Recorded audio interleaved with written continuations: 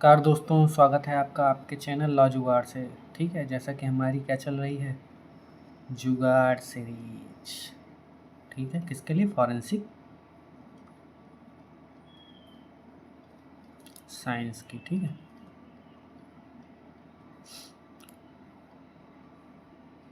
तो इसी जुगाड़ सीरीज में आगे बढ़ते हुए आज हमारा 12वां वीडियो है, 12th वीडियो। पिछले वीडियो में हमने 12 बोल दिया था, लेकिन वो क्या था, हमारा 11th लेक्चर। और मैक्स मेरे जो भी आएंगे 2 लेक्चर और आएंगे। ठीक है, उसी में ही सारा सिलेबस निपट जाएगा। आप लोगों को लग रहा होगा कि मैं सेक्शंस नहीं बता रहा हूँ इससे रिलेवेंट, तो जो लास्ट वीडियो जो आएगा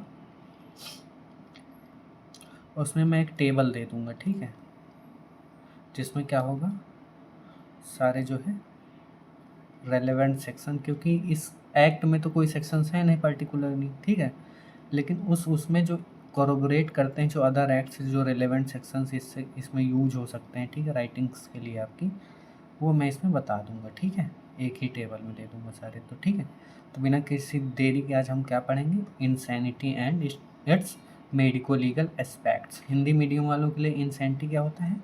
पागलपन।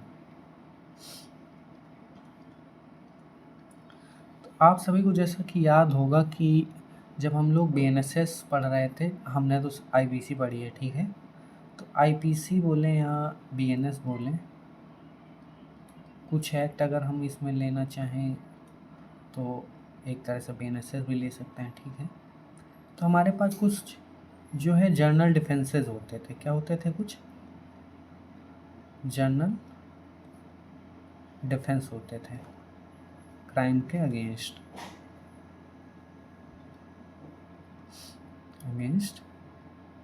Any crime.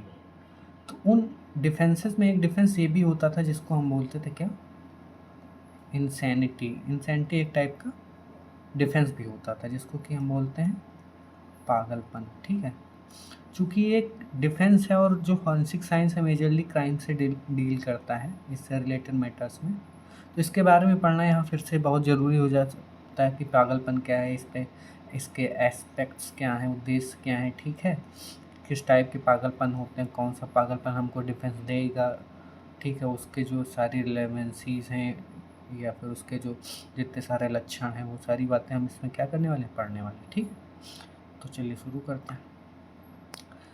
तो अब सबसे पहले डेफिनेशन देख लेते हैं कि इंसैनिटी की डेफिनेशन क्या होती है। तो insanity refer to a condition in which a person's mental faculties are so impaired that he is incapable of understanding the nature, consequences and wrongfulness of his action. तो इंसैनिटी एक ऐसी क्या है, कंडीशन है, एक ऐसी अवस्था है जिसमें किसी भी व्यक्ति के जो जो व्यक्ति होता है वो क्या हो जाता है, असमर्थ हो जाता है, इनकेपेबल हो जाता है। ठीक, असमर्थ हो जाता है क्या, समझने में कि नेचर, कॉन्सिक्वेंसेस और रॉन्गफुलनेस जो उसके द्वारा किए गए कार्य हैं, उन कार्यों की प्रकृति, परिणाम और क्या, उनकी जो व्यथा यानी रॉन्गफुलनेस की वो कितने गलत हैं। ठीक है, उसका प्रभाव क्या होगा, इसके बारे में वो क्या करता है, जानने में असमर्थ हो जाता है। तो उस अवस्था को, ये जो असमर्थता की अवस्था है, यही क्या कहलाती है, उसका पागलपन कहलाती है। ठीक है, समझ गया पागलपन।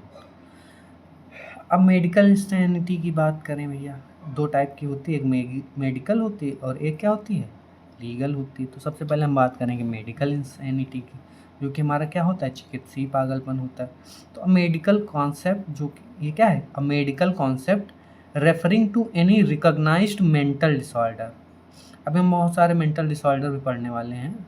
ठीक है, डायग्नोस्ड बाय साइकियाट्रिक स्टैंडर्ड्स, जो हमारे मनोवैज्ञानिक मानक हैं, उनके निर्धारण पर जो जब डायग्नोस करके कुछ मेंटल डिसऑर्डर जो हैं वो अगर पता लगते हैं, तो इसको हम क्या बोलते हैं, चिकित्सीय पागलपन बोलते हैं। जैसे क्या, सीजोफ्रेनिया, बाइपोलर डिसऑर्डर और सीवियर डिप्रेशन। इन सब के बारे में आगे हम अभी पढ़ेंगे। ठीक है, अगर आपको बहुत ज़्यादा इसमें डिटेल में जानने की ज़रूरत है नहीं। ठीक है, क्योंकि आप जो है एमबीबीएस नहीं कर रहे हो। ठीक है, you are not doing MBBS, you are doing law. ठीक है, तो इसमें बहुत डिटेल में घुसने की जरूरत नहीं, कि कुछ लोग वो कहते हैं ना जो अच्छा लगता है फिर वही में घुसत चले जाते हैं। ठीक है, कहा ही स्वभाव न कहूँ प्रशंसी, काल हूँ धरे न रण रघुवंशी, तो ज़्यादा घुसना नहीं है। ठीक है, इस रण में कि अब काल से डरते नहीं हो तो इसी रण में घुसते चले जाओगे। ठीक है, पढ़ना है, पढ़ के निकलना है, बहुत कुछ पढ़ना है। ठीक है, तो लीगल इंसेंटिव की बात करते हैं। चलो, तो ये क्या होता है? It is a legal concept concerning a person's inability to understand the nature of act या फिर crime that the act is wrong or contrary to law, कि वो इंसान समझ ही नहीं पाता है कि वो एक्ट गलत है या फिर जो लॉ से है वो क्या करता है, कॉन्ट्ररी यानी कि विरोधाभास रखता है। हिंदी की बात करें तो विरोधाभास रखता है। ठीक है, तो a person may be medically insane but not legally insane, तो ज़रूरी नहीं कि कोई पर्सन अगर मेडिकली इंसेन है तो लीगली भी इंसेन हो, लेकिन अगर लीगली इंसेन है तो मेडिकली में भी। ठीक है, अगर कॉजेज़ ऑफ मेंटल हेल्थ की बात करें, अगर हम कॉजेज़ की बात करें मेंटल हेल्थ की, ठीक है, तो उसके बारे में देख लेते हैं। According to forensic science mental illness may be result from various factors, की मतलब जो आपकी मेंटल इलनेस है वो कई सारे फैक्टर पे डिपेंड करती है। तो कुछ तो हेरिडेटरी फैक्टर्स होते हैं यानी आनुवांशिक लक्षण, हिंदी में क्या बोलते हैं इसको, आनुवांशिक लक्षण। ठीक है, फिर सेकेंड टाइप क्या होता है, फिजिकल डिसीजेज की भौतिक यानी भौतिक या फिर शारीरिक। ठीक है, थर्ड टाइप क्या होता है, साइकोलॉजिकल, इसको बोलते हैं क्या, मानसिक विकार। ठीक है, अब बात करें आनुवांशिक की, तो पहला क्या है, mental disorder may run in family due to genetic predisposition. ठीक है, प्रेडिस्पोजिशन ये कैसे होता है, ये जो जितने भी सारे विकार होते हैं जो आनुवंशिकी पे डिपेंड करते हैं, ये क्या होते हैं, पीढ़ी दर पीढ़ी चलते हैं। तो सबसे पहला क्या हो गया, सीजोफ्रेनिया, और सेकंड क्या हो गया, बाइपोलर डिसऑर्डर। ठीक है, अब फिजिकल की बात करें, जो मतलब कि भौतिक या शारीरिक होते हैं, ये कैसे अराइज हो सकते हैं, किसी प्रकार का ट्यूमर हो गया, कोई एपिलेप्सी हो गई यानी कि लकवा या मिर्गी वगैरह जिसको बोलते हैं। ठीक है, कई सारी हेड इंजरीज की वजह से भी हो जाता है। ठीक है, कभी किसी के सर पे बॉल लग गई, एक्सीडेंट हो गया। ठीक है, इन्फेक्शन अफेक्टिंग द ब्रेन, कोई भी जैसा ऐसा इन्फेक्शन हो गया, संक्रमण हो गया जो क्या करता है, आपके ब्रेन को अफेक्ट कर गया। ठीक है, उसकी वजह से हो सकता है। फिर साइकोलॉजिकल कॉजेज़ की बात करें तो क्या हो सकता है, severe emotional stress, grief, fear, anxiety या ट्रामा। बेसिकली ये सारे क्या होते हैं, ये सारे होते हैं जो आपके साइकोलॉजिकल कॉजेज़ होते हैं। ठीक है, आगे बढ़ते हैं। टॉक्सिक कॉजेज़ क्या होते हैं, मेंटल डिस्टर्बेंस कैसे कॉज हो सकता है, एल्कोहल एब्यूज से, ड्रग एडिक्शन से और पॉइजनिंग से भी। फिर एंडोक्राइन डिसऑर्डर क्या होते हैं, ये बेसिकली जो है आपके शरीर के जो है अंदर, एंड्रो मतलब अंदर, अंदर के सारे जो अंतः विकार होते हैं, जो कि अंतःस्रावी विकार होते हैं, उनकी वजह से होता है, जैसे थायराइड डिसऑर्डर या एड्रेनल डिसऑर्डर। ठीक है, इसके बाद नंबर 6 पे आ जाते हैं क्या, डीजेनरेटिव एंड सेनाइल चेंजेस। ठीक है, इनकी अगर हम बात कर लें तो mental deterioration associated with old age, जबकि आप गांव घर में एक कहावत सुनेंगे, सठिया गया होगा, मतलब आफ्टर 60 जो है धीरे धीरे इंसान के ऊपर ये सारी चीज़ें लक्षण देखने को मिलते हैं। पहला क्या, डिमेंशिया, और तीसरा अल्जाइमर। डिमेंशिया में क्या होता है कि इंसान जो है धीरे धीरे भूलने लगता है, मनोभ्रंश हो जाता है, जिसको बोलते हैं कि आपने क्या किया था आपको खुद ही नहीं याद है। ठीक है, अब आ जाओ इसके जो है इंडिकेशंस क्या हैं। ठीक है, तो पहला क्या है, डिस्टर्बेंस ऑफ थॉट, कि आप जो सोचते हैं उसमें क्या है, डेल्यूजन है, इरेशनल है, कि मतलब कुछ भी सोचने लगते हैं, फिर सस्पिशियसनेस बहुत ज़्यादा हो जाती है। ठीक है, फिर डिस्टर्बेंस ऑफ परसेप्शन, जो आपका परसेप्शन है यानी आपका जो धारणा है उसमें क्या हो गया, डिस्टर्बेंस आ गया। पहला क्या, हेल्यूसिनेशन, यानी कि आपको जो है कई मतलब बुरे बुरे से सपने आते हैं, मतलब कि आपको लगता है कि यहाँ ऐसा है लेकिन वो ऐसा होता नहीं है। ठीक है, फिर आ जाओ हियरिंग वॉइसेस। ठीक है, जैसे कि इसके एग्जांपल मतलब किसी तरह की आवाज़ें सुनना, सीइंग इमेजिनरी पर्सन, मतलब कि कई प्रकार के जो है इमेजिनरी व्यक्तियों को दिखाई देना। ठीक है, गांव घर में पहले बोलते थे इनका भूत लागत है, अब लोग धीरे धीरे समझने लगे, लेकिन ठीक है।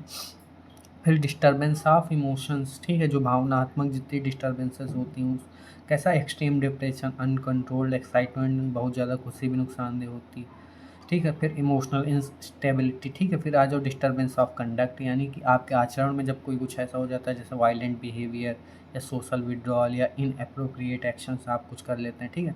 फिर डिस्टर्बेंस ऑफ मेमोरी, यानी कि फॉरगेटफुलनेस, यानी कि आप भूल जाते हैं, बहुत जल्दी कन्फ्यूजन में आ जाते हैं, डिसोरिएंटेड हैं, ठीक है।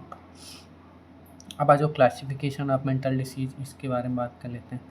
तो क्या है सबसे पहला कि मनोविक्षिप्तता यानी साइकोसिस। साइकोसिस की बात करें तो severe mental disorder affecting perception and judgement, जो भी काफ़ी सारे जो मेंटल डिसऑर्डर हैं वो आपके किस चीज़ को अफेक्ट कर देते हैं, आपका जो परसेप्शन और जजमेंट है, इसको जब अफेक्ट कर देते हैं तो ये क्या बोलती है, मनोविक्षिप्तता कहलाती है। जैसे सीजोफ्रेनिया, मैनियक हो गया आप, या फिर severe depression with psychiatric feature. फिर कैरेक्टरिस्टिक की बात करें तो आप क्या है कि वास्तविकता से आपका संबंध खत्म हो जाता है, फिर डिल्यूजन या हेलुसिनेशन आपको होने लगते हैं, ठीक है। फिर आ जाओ न्यूरोसिस, यानी कि मनोस्राविक। न्यूरोसिस का मतलब क्या होता है कि आपके जो जितने सारे न्यूरॉन्स होते हैं, ठीक है, उनकी वजह से जो भी कुछ विकार उत्पन्न होते हैं उसको क्या बोलते हैं, मनोस्रावी विकार। यानी कि इसमें क्या है कि कम ये होते हैं, इसमें आपका कॉन्टेक्ट जो है रियलिटी से वो बना रहता है, ठीक है। जैसे एंजाइटी डिसऑर्डर हो गए, ऑब्सेसिव कंपल्सिव डिसऑर्डर हो गया, और या फोबियाज हो गए। हर किसी को आजकल फोबियाज बहुत कॉमन, फोबिया मतलब डर किसी भी चीज़ का, किसी को पानी से हो सकता है, किसी को हाइट से हो सकता है, ठीक है, किसी को क्या चीज़, बंद चीज़ों से, यानी क्लस्ट्रोफोबिया, और बहुत सारे फोबियाज हो सकते हैं, ठीक है। फिर आज जो पर्सनालिटी डिसऑर्डर के बारे में बात कर लेते हैं। Abnormal personality traits affecting behaviour, ठीक है। अगर आपकी पर्सनालिटी एबनॉर्मल है तो वो क्या है, किसी और को प्रभावित कर सकती है, ठीक है। ये क्या होता है, आपके व्यवहार को प्रभावित करता है, ठीक है। जैसे क्या एंटी सोशल कुछ लोग होते हैं, ठीक है, कुछ लोग पैरानॉइड होते हैं। एंटी सोशल मतलब कि जैसे ही वो समाज में आते हैं उनका जो व्यक्तित्व है वो अलग ही लेवल पे पहुंच जाता है, किसी को क्या बोलने, किसी को क्या कहने, उनको एक अजीब प्रकार का जो है सोशल एंग्जाइटी होने लगती है, ठीक है।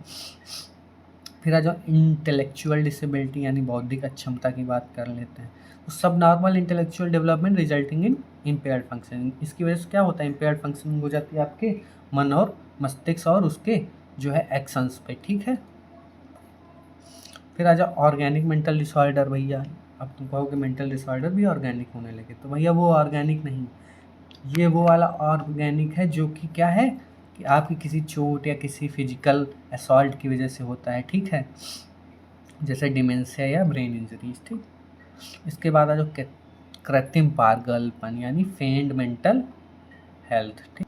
अब आप लोग कहोगे कृत्रिम पागलपन क्या होता है, क्या कोई बनाता है खुद को पागल, तो हाँ भैया लोग बनाते हैं, किस लिए, क्योंकि डिफेंस लेना होता है। ये बहुत बड़ा डिफेंस है, किसमें, हमारे क्रिमिनल इंटिमिडेशन यानी क्रिमिनल एक्ट्स में, ठीक है। तो क्या करता है, क्यों फेन करता है इंसेंटी को, कि एस्केप कर सके मेंटल लाइबिलिटी को, अवॉइड कर सके पनिशमेंट को, अवॉइड कर सके मिलिट्री सर्विस को, ऑब्टेन कर सके फाइनेंशियल बेनिफिट्स को, क्या कर सके, इवेट कर सके रिस्पॉन्सिबिलिटी से, यानी अपनी रिस्पॉन्सिबिलिटी से बच सके। ये कैसे फीचर्स होते हैं कि पता चलता है कैसे सिम्टम डेवलप ग्रेजुअली, कि मतलब कि जब धीरे धीरे सिम्टम ग्रेजुअल हो, कंसिस्टेंट बिहेवियर की, और सारे बिहेवियर तो उसके कंसिस्टेंट है लेकिन वो इसी चीज़ में बस दिखा रहा है, ठीक है।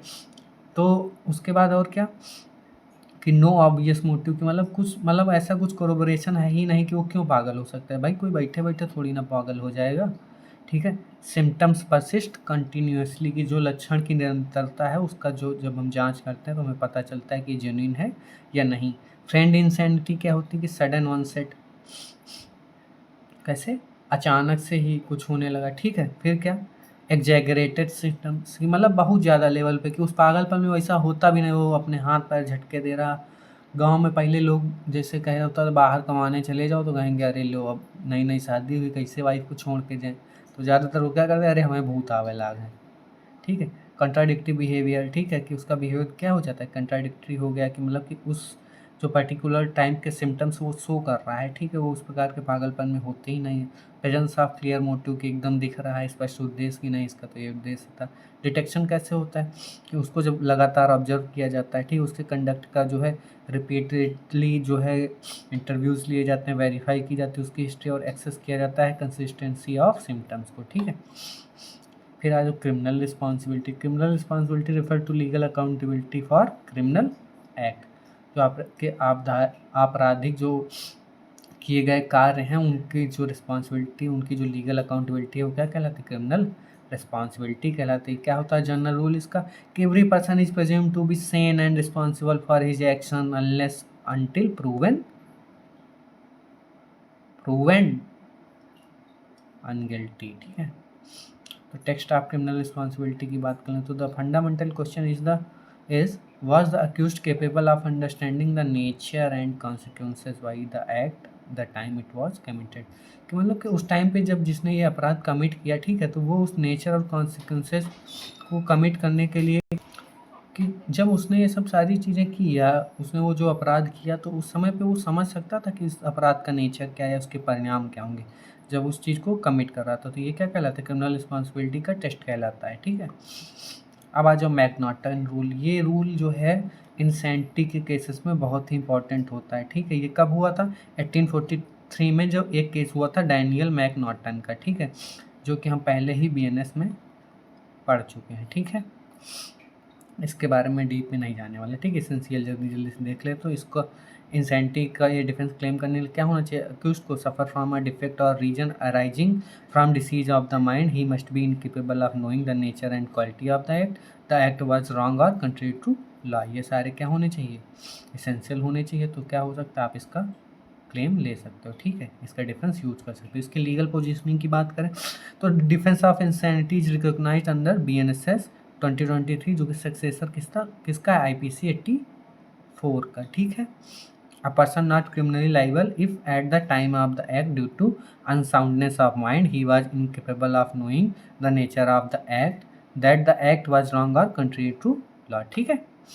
मेडिको लीगल इंपॉर्टेंस की बात करें तो क्या होता है? क्रिमिनल मैटर्स में क्या डिटरमाइन करता है कि क्रिमिनल लायबिलिटी किसकी होगी, कॉम्पिटेंसी होगी स्टैंड ट्रायल की, जो उसके बारे में ये बताता है। सिविल मैटर्स में क्या बताता है कि जो कॉन्ट्रैक्ट्स, मैरिज और गार्डियनशिप और प्रॉपर्टी मैनेजमेंट के जो जितने सारे क्वेश्चन होते हैं उनका आंसर ये देता है कि सामने वाला पर्सन इन सारी चीज़ों के लिए लायबल है या नहीं है, ठीक है, या फिर कैपेबल है या नहीं है, ठीक। टेस्टामेंट्री कैपेसिटी क्या करती है? डिटरमाइन करती है वैलिडिटी ऑफ विल की, ठीक है। जो आपकी पहले विल्स होती हैं उनकी कैपेसिटी को डिटरमाइन करता है कि ये इंसान विल करने के लिए कैपेबल था या नहीं, ठीक है। कंसेंट बताता है, ठीक है। उसके बाद आ जो इम्पोर्टेंट केस ला तो मैकनॉटन का देख लेना ज़रूरी है, ठीक है। दया भाई छगन भाई Thakkar versus state of Gujarat, Surendra Mishra से स्टेट ऑफ झारखंड। ये ज़रूर से ज़रूर खुद से देखना ताकि आपको एक बार क्लियर हो सके कि क्या है, ठीक है। अब इसके बाद जल्दी जल्दी से बस अपनी टॉक्सिकोलॉजी पढ़नी है हम लोग को, और एक वीडियो और आएगा अभी इस पे, जो 13th हमारा वीडियो होगा उसमें क्या हम पढ़ेंगे कि जो है टॉर्चर पढ़ना है हमको और मेडिसिन, ठीक है। इसके बाद क्या बचता है? Second toxicology. टॉक्सिकोलॉजी में ही हम पढ़ लेंगे अपने सारे रेलेवेंट सेक्शंस, ठीक है। तो बस 2 वीडियोज़ और उसके बाद आपका सिलेबस पूरा ख़त्म। Bye bye.